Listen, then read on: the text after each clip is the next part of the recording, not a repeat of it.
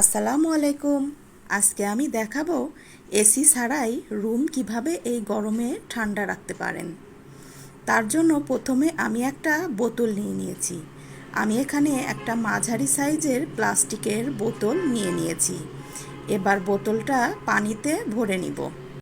আমি এখানে মাঝারি সাইজের বোতল নিয়েছি, আপনারা চাইলে এর থেকে বড় বোতলও ব্যবহার করতে পারেন। বোতলটা পুরোপুরি ভরা হয়ে গেছে। এবার মুখটা আমি লাগিয়ে নিব।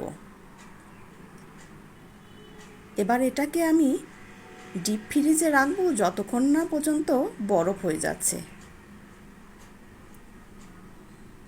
আমি কিন্তু আগে থেকে একটা বোতল পানিতে ভরে রেখেছিলাম, সেই বোতলটাই আমি বের করে নিচ্ছি।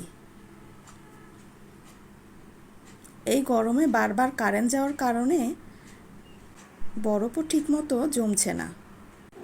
বোতলটা আমি বের করে নিলাম। এবার আমি চলে গেলাম রুমে। এটা করার আগে অবশ্যই রুমের জানালা দরজা কিন্তু সব কিছু বন্ধ রাখতে হবে, যেমনটা ঠিক এসি রুমের ভিতরে থাকে। তাই আমি সব রুমের জানালা দরজা বন্ধ করে দিলাম এবং পর্দাও কিন্তু টেনে দিলাম। বাইরে থেকে কোনো গরম বাতাস যেন রুমের ভিতরে প্রবেশ না করতে পারে। আমার কিন্তু জানালা দরজা সব কিছু দেওয়া শেষ। এখন আমি চলে যাব আমার মূল কাজে। আমি এখানে একটা বালতি নিয়ে নিয়েছি মাঝারি সাইজের। বালতিটা কিন্তু আমি পানিতে ভরে নিয়েছি। এবার এই পানিতে আমি যেই বোতলটা ডিপ করে রেখেছিলাম সেই ডিপ করা বোতল আমি চুবিয়ে দিলাম। এমনভাবে চুবাতে হবে যাতে বোতলের গলা পর্যন্ত পানিতে ডুবে যায়। পুরোপুরি কিন্তু কখনোই এটা চুবিয়ে দেওয়া যাবে না। আর বোতলের মুখ কিন্তু অবশ্যই খোলা রাখতে হবে। এখন আমি ফ্যানটা অন করে দিলাম। আর ফ্যানের ঠিক নিচেই কিন্তু আমি এই বালতিটা রেখে দিয়েছি।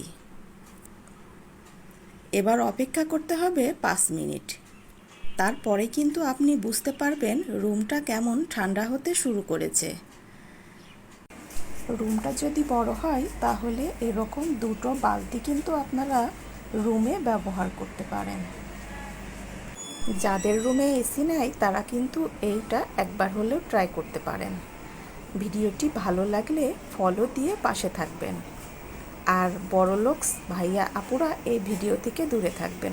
ধন্যবাদ।